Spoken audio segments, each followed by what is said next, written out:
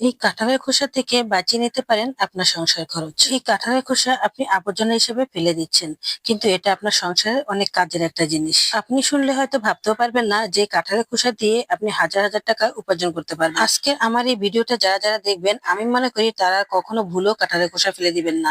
আসসালামু আলাইকুম, কেমন আছেন সবাই? আশা করি ভালো আছেন। আলহামদুলিল্লাহ, আমিও ভালো আছি। আমি এখানে একটা বড় সাইজের কাঁঠাল নিয়ে নিয়েছি। কাঁঠালটা একদম পেকে গেছে, তার থেকে আমি এখন কোষগুলো খুলে নিচ্ছি। মাশাআল্লাহ, কোষগুলো এত ভালো হয়েছে কি বলবো, খেতেও অনেক মিষ্টি হয়েছে। যেই কাঁঠাল প্রচুর পরিমাণে মিষ্টি হয় সেটার খোসা দিয়েই এই জিনিসটা তৈরি করা যায়। যাই হোক, আমি এখন কাঁঠালগুলো খুলে নিচ্ছি। আর কাঁঠালগুলো খুলে নেওয়ার পর দেখেন কত সুন্দর দেখা যাচ্ছে, একদমই একটা পাকা কাঁঠাল।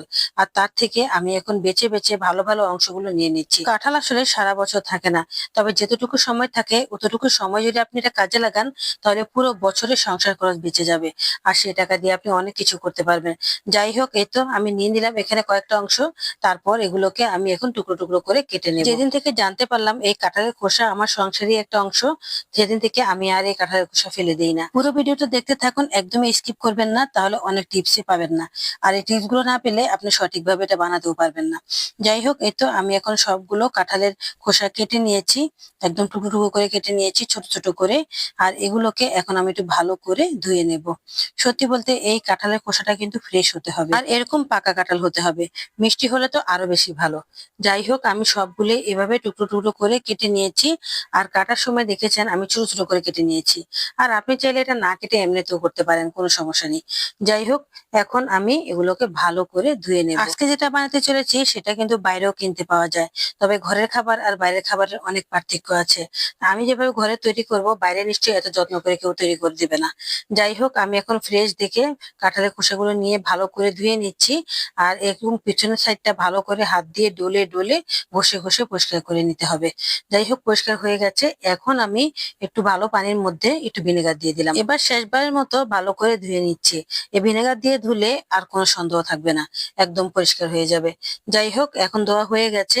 এবার এখান থেকে আমি ছেঁকে তুলে নিচ্ছি। আসলে সংসার খরচ থেকে কিভাবে টাকা বাঁচানো যায় সেই টিপস গুলো প্রত্যেকটা মেয়েরই জেনে রাখা উচিত। সব সময় কাঁঠাল খেয়ে খোসা ফেলে দিয়েছেন, এখন আমার এই ভিডিওটা দেখলে আর কখনোই খোসা ফেলবেন না, কারণ এই খোসা থেকে আপনি হাজার টাকা পেয়ে যাচ্ছেন। আর আপনাকে এমনি এমনি কেউই হাজার টাকা দিবে না। যাই হোক, এখন আমি এই খোসাগুলোকে ভালো করে সিদ্ধ করে নিচ্ছি। বেশিক্ষণ সিদ্ধ করতে হবে না, মাত্র 5 মিনিট সিদ্ধ করতে হবে। 5 মিনিট পরই খোসাগুলো তুলে নিতে হবে, কারণ বেশিক্ষণ সিদ্ধ করলে একদমই ভালো হবে না। যাই হোক, সিদ্ধ হয়ে গেছে। এখন আমি চুলাটা অফ করে কাঁঠালের এই খোসাগুলো তুলে নিচ্ছি। আর এখানে নিচে যে পানিটা দেখছেন, এটাই এখন আমার প্রয়োজন। এই তো কাঁঠালের পানিটাকে আমি ভালো করে ছেঁকে নিয়েছি। আর এখন এর সাথে আমি সামান্য করে একটু চিনি মিশিয়ে দিলাম। আর এদিকে আমি এটা বলক আসতে আসতে আমি একটু গরম পানির সাথে অল্প একটু আগার আগার পাউডার মিশিয়ে দিয়েছি। আর এখন সেটাও দিয়ে দিলাম।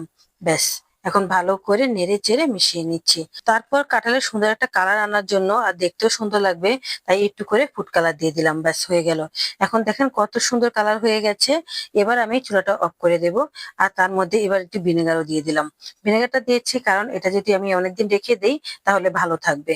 তো এখন এই তো ভালো করে মিশিয়ে নিয়েছি, আর একটু ঠান্ডা করেও নিয়েছি। এবার আমি ঢেলে দিচ্ছি একটা গ্লাসে। বাস, গ্লাসে আমি এটা সেট করব, এই জন্য গ্লাসে ঢেলে নিলাম। দেখেন কত সুন্দর হয়েছে, একদমই কাঁঠালের জেলি। কখনো খেয়েছেন কাঁঠালের জেলি?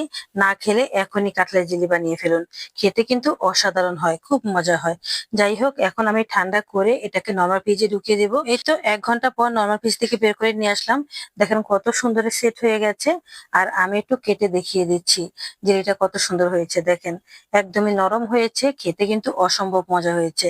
একদম দোকানের জেলির মতো, দোকানে যেভাবে জেলি তৈরি করে ঠিক সেভাবে তৈরি করেছি। অথচ এটা দোকান থেকে কিনতে গেলে অনেক টাকা খরচা হয়ে যায়।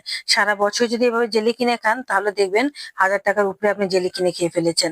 কিন্তু বাসায় যদি এভাবে তৈরি করে নেন তাহলে কিন্তু আপনার একটুও টাকা পয়সা খরচ হবে না, সেই টাকাটা আপনার সেভ হবে। এবার আমি একটা বন নিয়ে নিয়েছি, বনের মাঝখানটা কেটে বাস ভিতরে আমি এভাবে জেলিটা লাগিয়ে দিয়েছি। যেসব বাচ্চারা কাঁঠাল খেতে চায় না তাদেরকে এভাবে জেলি বানিয়ে খাওয়াতে পারেন, ওরা বুঝতেই পারবে না যেটা আপনি কাঁঠাল দিয়ে তৈরি করেছেন। যাই হোক, আজকের এই কাঁঠালের খোসা জেলিটা কেমন হয়েছে অবশ্যই কমেন্ট করে বলবেন, সাথে একটা লাইক দিয়ে দিবেন। আর বেশি ভালো লাগলে শেয়ার করে দিবেন, তাহলে অনেকেরই উপকারে আসবে। ভালো থাকবেন সবাই, আজ এ পর্যন্তই। আল্লাহ হাফেজ।